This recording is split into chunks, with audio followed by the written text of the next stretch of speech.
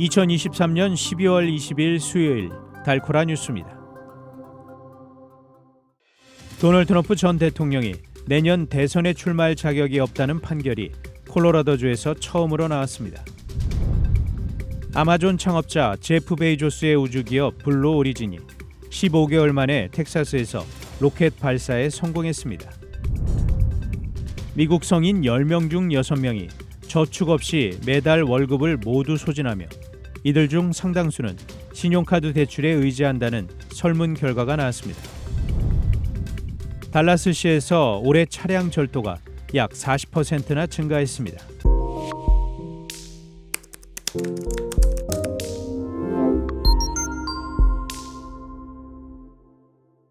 도널드 트럼프 전 대통령이 내년 대선에 출마할 자격이 없다는 판결이 콜로라도주에서 처음으로 나왔습니다.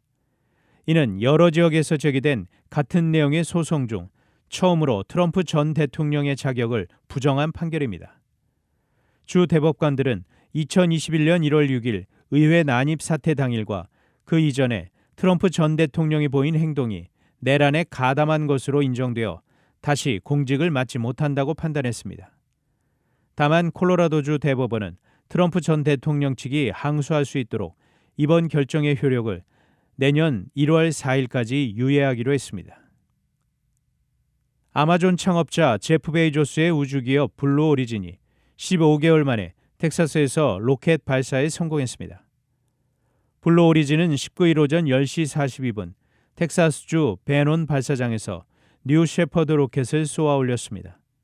뉴 셰퍼드는 발사 후 우주의 경계라고 여겨지는 약 66.5마일 고도에 도달한 뒤 지구로 성공적으로 귀환했습니다.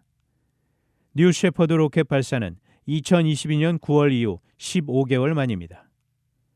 한편 어제 24번째로 쏘아 올린 뉴 셰퍼드에는 사람은 타지 않았고 30여 개의 실험 장비가 실렸습니다. 이번 성공으로 블루 오리진은 우주 관광 재개에 속도를 낼 계획입니다. 미국 성인 10명 중 6명이 저축 없이 매달 월급을 모두 소진하며 이들 중 상당수는 신용카드 대출에 의지한다는 설문 결과가 나왔습니다. 19일 대출회사 랜딩클럽이 발표한 보고서에 따르면 성인 응답자의 62%가 생활비를 지출하고 나면 남는 소득이 없다고 답했습니다. 우려되는 지점은 부채가 많은 가구가 소비를 위해 카드사의 결제성 리볼빙 서비스에 의존하면서 재정적으로 어려움이 가중될 수 있다는 점입니다. 응답자의 43%가 올해 리볼빙 서비스를 이용했는데 이는 지난해의 41%에서 상승한 수치입니다. 리볼빙은 일시금으로 물건을 산 뒤 카드 대금의 일부만 먼저 결제하고 나머지는 나중에 갚는 일종의 대출 서비스인데 금리가 상대적으로 높아 부실로 이어질 수 있는 위험이 큽니다.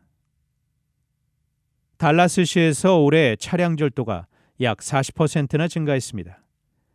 문제는 피해자들이 범죄 리포트를 해줘야 하는 경찰을 기다리는 시간도 길어지고 있습니다.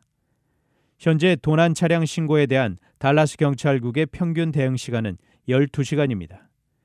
이에 달라스 경찰국은 지난 18일부터 911 신고자를 직접 순찰해 나가지 못하는 경찰관들과의 영상통화로 연결하는 시범 프로그램을 진행하고 있습니다.